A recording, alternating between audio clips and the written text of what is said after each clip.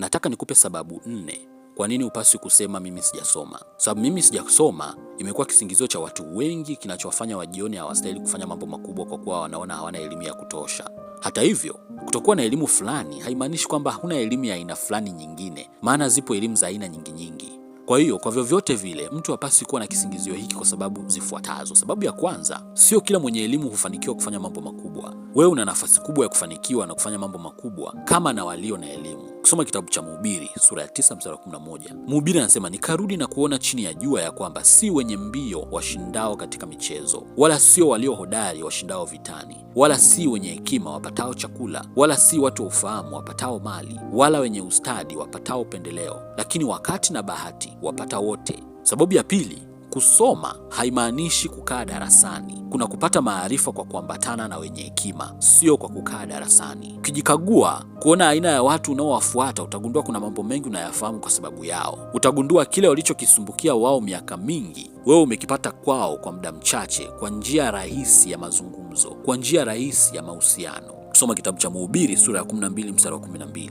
Mhubiri anasema, tena zaidi ya hayo mwanangu, kubali maonyo. Hakuna mwisho wa wote wa kutunga vitabu vingi, na kusoma sana huuchosha mwili. Sasa kwa nini kuuchosha mwili na wakati kuna njia rahisi ya kuhusiana na watu wenye maarifa, wenye hekima, ili na wewe upate hekima, upate maarifa? Petro na Yohana walionekana wenye uwezo mkubwa sio kwa sababu ya elimu yao, bali kwa sababu walikuwa pamoja na Yesu. Waliambatana na Yesu wakachota uwezo. Sababu ya tatu, Mungu hataki ujione duni. Anataka utangaze kinyume cha uduni wako. Mungu anamwambia Yeremia, baada ya Yeremia kuanza visingizio, anamwambia usiseme mimi ni mdogo. Ukweli ni kwamba Yeremia alikuwa mdogo, lakini kuwa mdogo hakutakiwi kuwe kisingizio. Tunapokuambia usiseme sijasoma, haimaanishi tunaukataa ukweli kwamba hujasoma, bali tunakataa kutokusoma kwako kusiwe kisingizio cha kukuzuia kuyaendea mambo kwa ujasiri na kwa ukubwa.